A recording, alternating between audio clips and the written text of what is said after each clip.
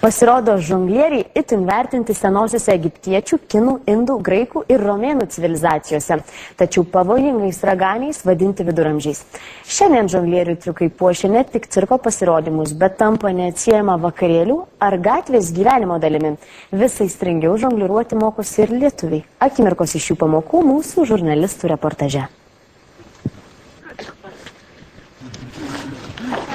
Vilnietis Mantas dabar į orą mėtantis diabolą skirtingais įrankiais žongliruoja 8 metus. Pirmą kartą žongliruoti obuoliais jis pabandė 16, o profesionaliai išmokti žongliruoti jį įkvėpė gatvės žonglierius Amsterdame.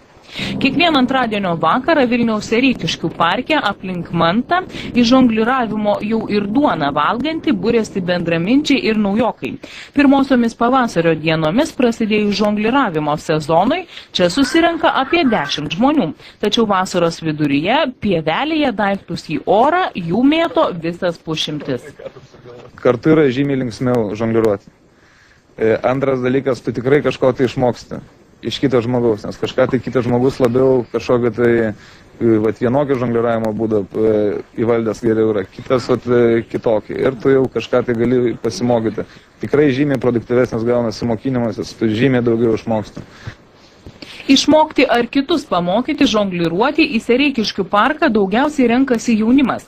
Tačiau anot Manto mokyti žongliruoti gali jau ir 4-5 vaikai, taip pat ir gerokai vyresni entuziastai.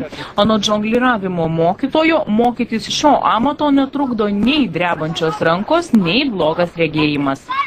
Nebūtinai žinoma. Tai nebūtinai, kad jau kažką pagalvoja ir iš karto jie nukrenta, bet geriausiai gaunasi žongliruoti, kad tu jau atsipalaiduoja, kaip atsijungia galbūt nuo kažkokių ten tų problemų, kas tave kankina, dar kažką. Bet kiek suprantu, tas susikaupimas turėtų būti maksimalus, ar ne? Koncentracija, ta prasme. Jo, tu vis tiek į tą dalyką turi susikoncentruoti, susikaupti labiau. Kiekvieną savaitę pažongliruoti į parką susirenkantis bendraminčiai tvirtina, kad vėsokais pavasario vakarais tai puikiai šilumos ir sporto dozė. Ar norėtum užaugęs daryti tą patį, kad tavo tėtis, tik tai žongliruoti? Taip. O kodėl? Man patinka žongliruoti. O kodėl tau tai patinka? Nežinau, nes smagu. Sportuoju. Mano šitie instrumentai vadinasi pojai. Tai yra tiesiog, galbūt galima į kojinę įsidėti, kažkas panašaus, jeigu namų darbam pasidaryti. Į kojinę tiesiog galima įsiberti grikių, miltų, smėlio paprasčiausiai pradžiamoksliam. O šiaip yra ir ugniniai, yra šviečiantis. Saulė artėjant prie laidos neoficialaus žonglierių klubo nariai žongliruoja štai taip. Ir nors į parką šį vakarą ateiti kviečiami ir tie, kurie nori pabandyti išmokti žongliruoti, prie ugnies jiems prisiliesti nebus leista. Anot žonglierių, žongliruodami su ugnimi, nudega ar drabužius apsisvilina net ir patys profesionaliausi.